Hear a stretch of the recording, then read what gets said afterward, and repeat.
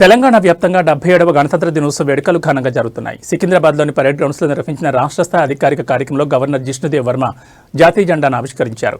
అనంతరం ఆయన సాయుధ దళాల గౌరవవందనం స్వీకరించారు. ఈ వేడుకలకు డిప్యూటీ సీఎం భట్టి విక్రమార్క, మంత్రులు కోమటిరెడ్డి వెంకటరెడ్డి, శ్రీధర్ బాబు, శాసనసభ స్పీకర్ గడ్డం ప్రసాద్, మండలి చైర్మన్ గుత్తా సుఖేందర్ రెడ్డి హాజరయ్యారు.